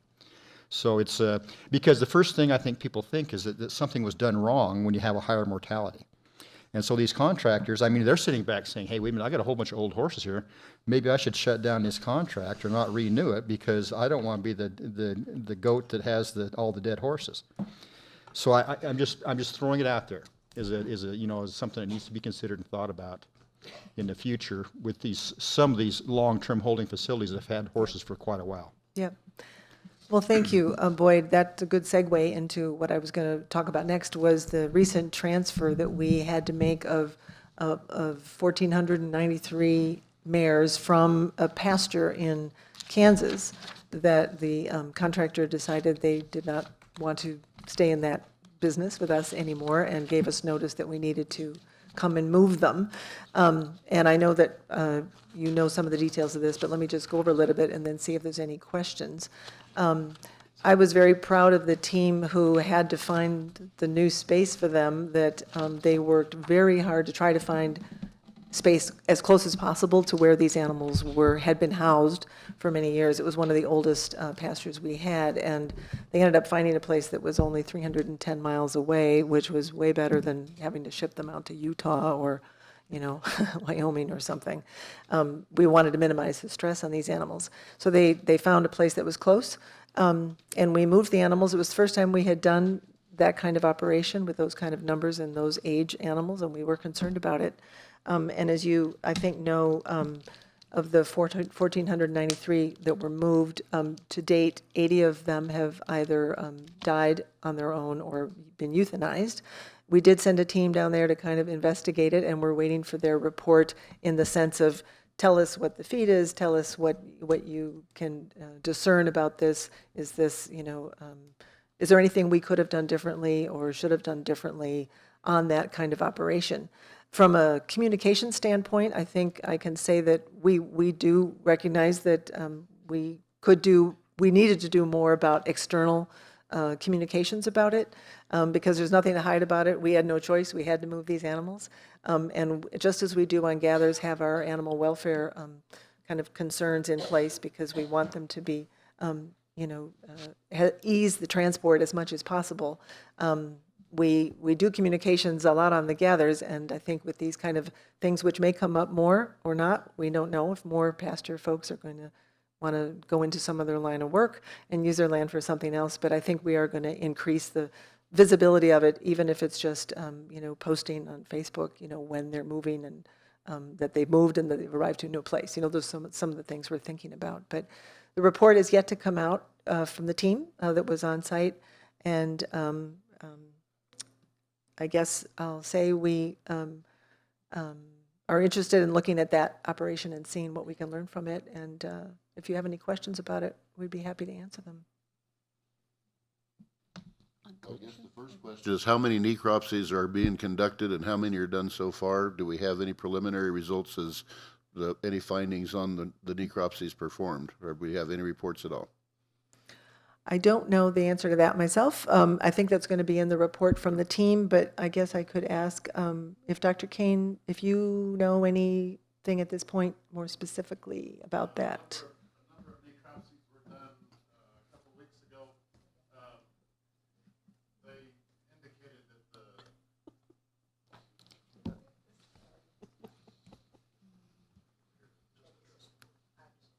a number of necropsies were done a couple of weeks ago. They indicated that the deaths were primarily attributed to the condition of the animals. Al, you'll need to get closer to the microphone for the internet.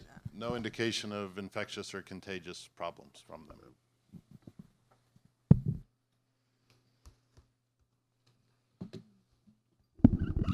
And that seems like a very short, a very short answer, but it's because, until you see the entire, results coming back from histology and a number of other things that you don't want to venture out there and place any kind of a potential diagnosis until you have a little more firm footing and view of what's going on.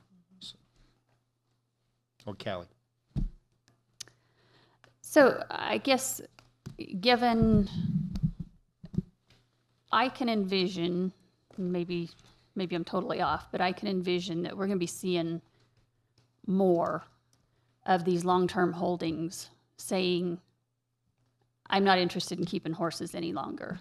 So rather than getting more long-term holding options, we may see that number shrinking. So in the future, when that happens, or I guess whether it's from long-term to short-term or vice versa or whatever, what is the criteria for the body score on horses before they're loaded on a truck to go anywhere, whether they're coming off the range or anything? Is there a specific criteria that we're saying if they're in X condition, they should not go on the truck? I don't know that we've established a body score. I might ask some folks who were involved in the operation to answer that, but I will say that some of the animals were determined not to be transportable and were moved to a different location because the veterinarian on site did not feel that they would have a good chance of surviving. It looks like I've got Zachary is going to offer to answer some of that. Yeah, generally we use a body condition of 3 or lower as a score. However, that's not the only determining factor that we use. We also use, it's the prognosis for recovery or survival. And if something has an indication that it has a poor prognosis, if it has a good prognosis, or it could be potentially, there could be, the animal could recover, then even if it was below a 3, we would still ship that animal based on its prognosis. So using just the body score alone isn't, we take that into consideration, but it's not the sole determining factor. Yeah, well, I got a quick question too on the. Tim, just a Oh, moment. I'm sorry, did I cut Greg's somebody done. off? Yeah, I'm just sorry.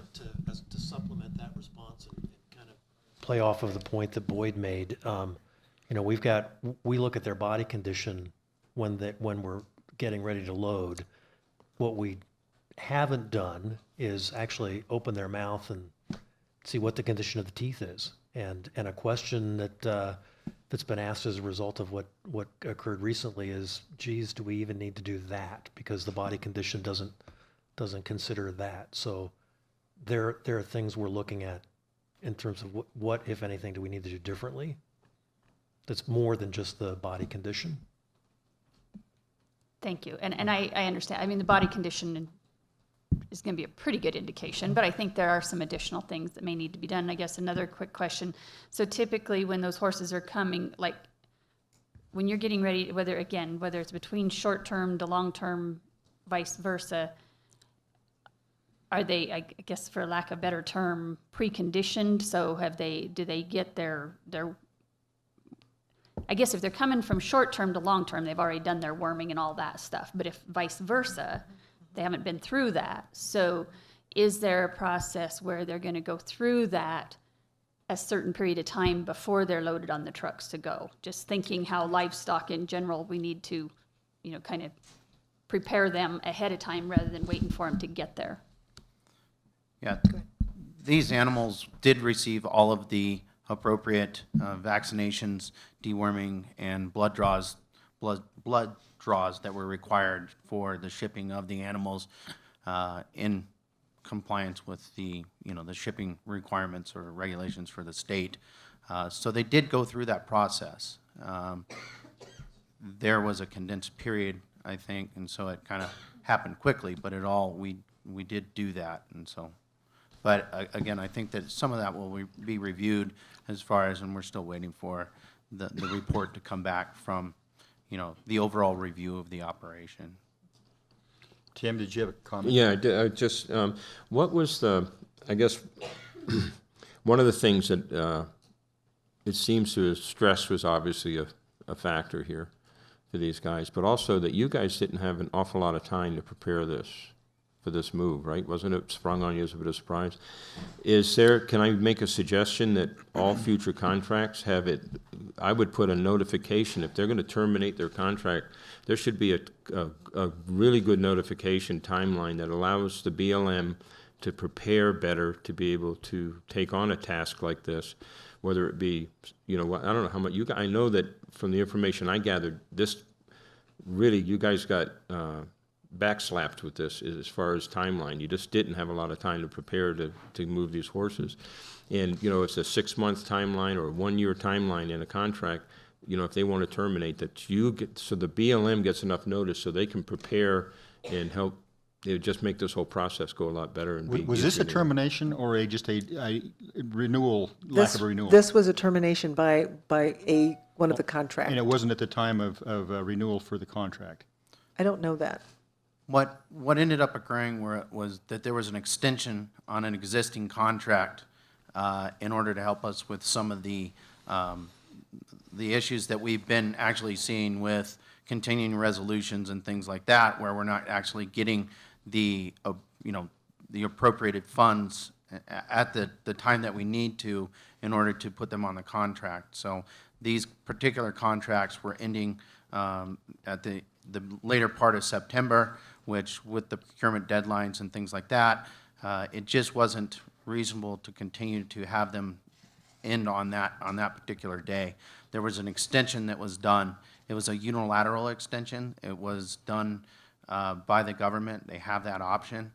And then it was up to the contractor whether or not they wanted to. We started negotiating with them if they wanted to extend possibly farther than that. This particular contractor, it's an LLC, so there were a number of people that had to come together to make a decision. It took them a while to get us the decision from the LLC. Once we got that, we were able to move forward with trying to procure a different location for the animals and look for space. Some of the geldings that were on the area, we were able to move to long-term pastures that were relatively close. The mares, we ended up having to ship to an off-site facility.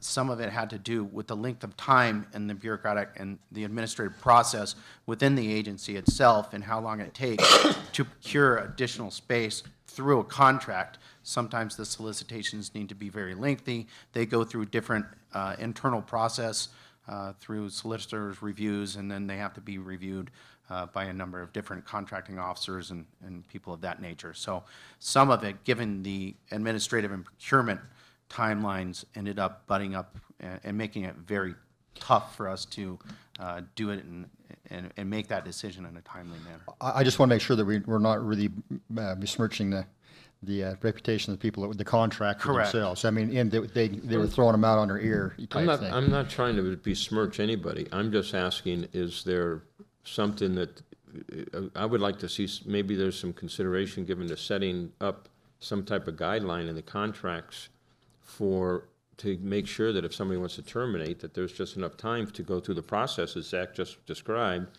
in a timely manner so you can make, if you have to move horses, you can do so in a better way, that's all. Yeah, and I think that it's something that we should look at and can look Yeah. at. I mean, I understand if you put up something that's too restrictive, it's gonna make people tentative about signing a contract. So you gotta find that happy medium in there, you know, but you're dealing with live animals, it's not, you're not supplying nuts and bolts, so I think that there has to be a different set of guidelines here. It's one of the reasons that we decided to go out for the nationwide solicitations of kind of all kinds, so that we, it's a balance between, tying up money in space that you may not need, but having the space that you may need. That's Yeah. the balance here. No, I understand, I understand. Well, I understand that y'all was in a tough situation. You had a short period of time, you had to move these horses and all that. I think there need to be some contingency plans for stuff like this in the future. I know this is a it was just dumped on you, Zach, and I think y'all have done a good job of trying to get that worked out. But as a horse person myself, anytime you move an older horse from a pasture situation that's been running for a long time straight into a short-term hay-fed thing, that's going to create problems. And I think we have found that out. But I want to go on record stating that y'all was dealt a tough hand, and I think you've done a good job of trying to play the hand that you was dealt. I'd like it, Boyd, if it's all right, to just ask Dr. Kane, is there anything we know at this point about the stress-related factor more specifically, or do we have to just wait till the report comes out to know how much it was or wasn't present?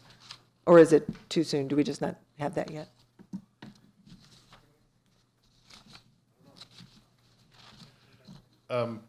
I think it's clear that stress was one of the factors. I think it's a combination, a multifactorial thing, all related to the transition from the pasture setting to the feed yard setting and adaptation to the feed yard setup. There were certainly elements attributable to the fact that some of these horses were older and the nutritional changes from one setting to the other. Okay, thank you. Anything else on that one? I think Boyd? we've covered that. Okay, thank you. Couple more things related to off-range space. Palomino Valley Corrals in Reno.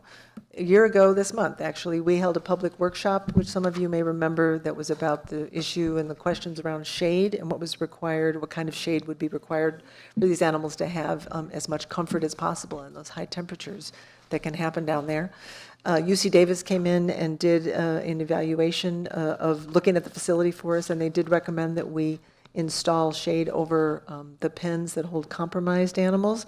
Just wanted to update you that we have done that. Compromised animal pens at Palomino Valley and at Fallon, which is another short-term corral contract, have been installed, and so we took their recommendations and have followed through on that.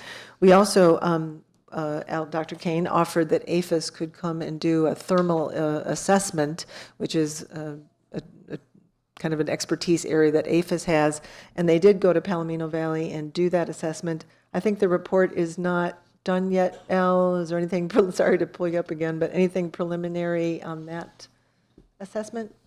Trying to look at these issues, in terms of climate change too, over the future, weather extremes, what can we do to ensure comfort as much as possible for animals in various kinds of conditions? I think we'll see that a first draft of that later this month, or actually in September, I should say. The visit did go as planned in July, and we spent a few days there taking measurements during the high solar peak of the day as well as at night in the dark. And the visit went as planned. They're crunching the numbers now, and we'll probably have that for you at the next meeting, I suspect. Okay, thank you. Thanks. Just two more things, I think, off-range, and then I'll go into the on-range connection here. Some of you remember the prize challenge that we have been working on with the Office of Science and Technology Policy that the White House, part of the White House administration. We did have a workshop with folks, I'm forgetting now, maybe 4 months ago, Dr. McDonald and June Suing were part of those workshop participants. We had a very good representation of a lot of viewpoints out there. We did not select the participants. The contractor Innocentive did for us. And that day-long workshop, what we asked them to do was come up with what are the best challenge questions that you think should be asked of anyone in the world to answer to help our program. What's the problem we should try to get solvers from anywhere to look at and help us get some success on, or some resolution, or some new ideas. And I just want to share with you the 4 things that they discussed. We've not yet settled on one prize challenge for sure, but actually 3 of them, I guess, that they discussed. One of them was in kind of an ideation challenge about what is the demand for these animals, for in the adoption market or the sales market. Do people want them in their homes? And that was kind of similar to what the National Academy of Sciences had already told us to do, that we're launching money on. So I'm not sure that that'll be the one that we go forward with, because we're already looking at it in another way. Another one was on an entirely new contraceptive, that would be longer lasting, perhaps more easily administered to animals, on western rangelands that are not that approachable. Sometimes they're hard to identify one from the other, et cetera. So a totally new contraceptive was another idea they discussed. And the third one was, is there any other way to deliver into our animals the current PZP formulations we have? So it's an expansion of how else could we get them into the animals on a timely basis, often enough so that it would be effective, because we know PZP is very effective if you can get it into them every year.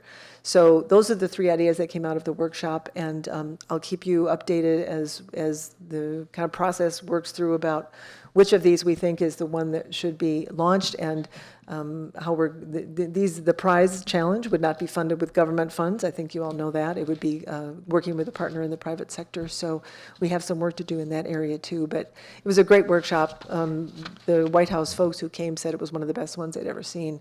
And the group that we pulled together for that, they all said, there may be 15 or 18 people there, I can't remember exactly how many workshop participants, but at the end of it they said, we would like to stay involved and help you with this. How else can you use us? And these were some people who had been around the program in many ways already, and some were brand new that this company found, and we said, we will find a way. I don't know what that will be yet, but thank you. They were interested and engaged and just wanted to help us. So that was a great process. The last thing I'll say about, one more thing, I'm sorry. Fallon is one of our corral facilities in Nevada, and we have agreed to have public tours there occasionally, and we have one set up tentatively for October 18th. Just wanted to let you know that. That is in Carson City, Nevada. So just on the calendar, potentially, that will be the date that we'll invite people to come in and tour the facility with some of our folks. I wanted to make just the connection to the off-range holding conversation we just had with the on-range situation, and say again that in FY14, fiscal year 14, the only removals that we ended up approving were the ones, as I mentioned, the checkerboard area in Wyoming, which was a court-ordered removal, and then a variety of private property requests or public and safety and nuisance animal requests. For FY15, which of course we're already planning with the field, we have asked them to not only give us those kind of categories of removal requests, but to look at things that, where else should we continue PZP treatments? Where are places that need a retreatment? Where are places that you think your HMA would be suitable for a research project? Because we do hope that we'll be able to do some pen trials that will lead to field trials. We do need to have the HMAs to do the field trials on the various population growth suppression tools. Zach is going to update you on where we are with that RFA, getting a lot of different ideas in, where we are with evaluating them. But when we get those evaluated and we do fund those to be in the field, we need the locations for them to be in the field. So those are the other kinds of categories we've asked the field to submit proposals to us. We've programmed 2,000 removals in terms of our budget for FY15. we may have to adjust that one way or the other, based on funding, based on need, based on space, and based on kind of the research. We're very committed to getting research in the field as soon as possible. So that is kind of the nexus between those two. Are there any questions that I could answer for you at this point? We don't have any tentative removals or gather treatment schedules at this point. It's preliminary. We don't even have the info in from the field at this point. Tim, did you have anything, or did I misread your? No? Okay. Anybody have any questions on that? And then I have just one more thing if you don't. Okay. I wanted to let you know that I did a follow-up with the Office of the Inspector General about a week and a half ago, and I asked them if they had any updated information on the investigation into the individual named Tom Davis that bought, I think, 1,777 animals from us over the course of 5 years. I think the investigation was taken over by the OIG. I think it began in 2010. I didn't get an actual date on when it was turned over to the OIG. I'm sorry, but I'm sure it's been at least a year and a half, at least that. And unfortunately, what the inspector was able to tell me only was that it's ongoing. That is the only thing she said that I could share with you. And so I just wanted you to know, though, that I'm contacting them regularly and saying, do you have any more information for us? We're interested in knowing the results of this. So I just wanted to share that with you. Is there anything else I can? Thanks for that update, because that's something that I like following up on those kind of things, and I appreciate the fact that I know there's a lot of people in the public may not really think that the BLM is pursuing that, but it's out of the direct BLM hands because it's in the OIG's office. And I do really appreciate, because Joan's been giving me pretty regular updates on it, and basically until you hear back from them, there's not much you can tell people. But I do appreciate the fact, from a humane advocacy standpoint, that the BLM isn't going to let that go away without an answer. So appreciate it. Thanks. You're welcome. Okay, that concludes. I believe it does. Your update. Unless you have any questions for me. Just one moment. We got one question. Okay, and just kind of an observation, I guess, Joan, and I understand the constraints that you're under with all of this, but just it always, for the last year anyway, our focus is on once the horses are removed off of the range, then that's where all of our focus, all of our money is going. And I know at the last meeting you had done a nice job of putting together a presentation about the cost of what it costs when you put a horse in holding. I would ask that we really get started focusing on what the cost is when we leave horses on the range. We still don't hear anything about that. And I know that that's part of the presentation that we'll have today is just general range health. And I know it's not easy to quantify, but we've got to start looking upstream from where those horses come in and get that problem solved out there. Yes. And I'm glad you brought that up, actually, Callie, because one reason I asked Dean to be on the phone was he's the one who's been working most closely in the National EIS description of what that is going to do for us. And if Dean, if you're still on the phone, could you respond to Callie and talk about how that will be covered or addressed in the National EIS? Are you still there, Dean? Yes, I am. I'd be glad to. Can the board members hear me? Yes. So Kelly, last meeting, you asked about this very same thing, and it involved the not only impacts to the range of increasingly expanding herds, but also the economic aspects of doing such. So a national programmatic environmental impact statement would include the evaluation of several alternatives, and one of them would be no action. So that environmental impact statement will address the very things that you just commented on. I'm glad to hear that, Dean, and thank you, Dean. Glad to hear from you. Sorry you're not here. So I guess, what kind of a timeline are we looking at? An environmental impact statement is going to take 2.5 to 3 years to complete. 2 at the very shortest, 3 at the longest. Okay, and in the meantime, and I guess I just know, I know you do, but know and understand the frustration that's out there of what's going on the range between now and then. Thank you. Yeah, I think we do know that, although it never hurts to say it many times, because we are aware of what's happening to the land as we have these twice AML numbers out there.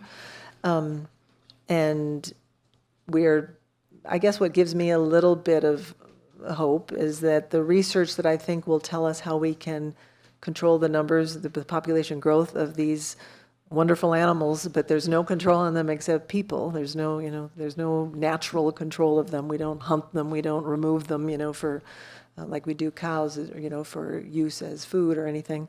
I feel a little bit of hope that we're having some research launched that will tell us put the tools in the hands of the managers on the ground that can tell them how they can control the population growth level in their HMA so that it is sustainable for the wildlife, the horses, the grazers, and the land. Because if you don't have the land, you don't really have anything. And so I think it's going to be very hard for a while until we get some of those tools, and I'm very much in favor of getting them in place as soon as we know that they have scientific, viability. And I think people understanding, on many fronts that removing alone, as the NAS told us, is not in and of itself going to address the problem in anything other than a very short-term basis. You need that population growth suppression tool to go with the HMA. So I think we do understand and are doing our best to get the tools in the hands of people as quickly as possible so that the land can look like it looked yesterday. We Pretty still have good a shape moment left. yesterday. Dr. Cope has a question. On EISs, of course, NEPA requires examination and evaluation of socioeconomic factors. And my experience as a local government official has been that frequently those effects are pretty briefly described. Now, on a programmatic EIS, how much opportunity for involvement is there for local and tribal governments as cooperating agencies in the development? Hello? It takes a minute. Dean, I think this one might be directed at you. Yeah, I was thinking about the answer to the question. And we do have a new cadre of economists on our national staff, in our planning staff division. I don't know the answer about what opportunities there would be for local government to participate in that.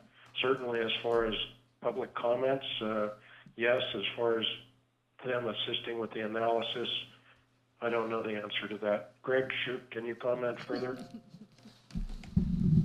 I was quiet too, Dean, because I was trying to think of what the answer was. So I think, Cope, I don't think we have a specific answer for you, but I know that in our experience on programmatic EISs that there are many, many cooperating agencies who get involved. So there is a mechanism to do that.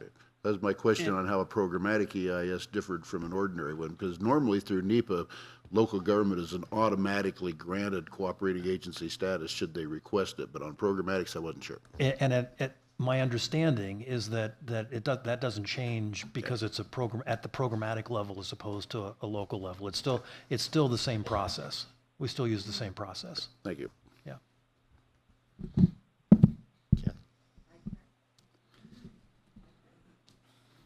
My turn? Yep. Okay, so we want to take a break. We want to take a break for 20 minutes. We will begin at 10:20. Two quick things before you do that. I know it's been cool in here this morning. We have asked twice for that to be cold. Yeah. I'm going to say we went from cold to cool. Absolutely anyway, perfect. So we are currently cool, and we've asked twice to have that register fixed, so we're going to do that. Next comment on the public comment period this afternoon, which will begin right after lunch. You will have until 11 o'clock to sign up. Advisory, there are currently 32 people signed up to speak. In 90 minutes, that means you have just under 3 minutes. So we'll see if we get additional sign-ups, and we'll see how we're going to handle that this afternoon.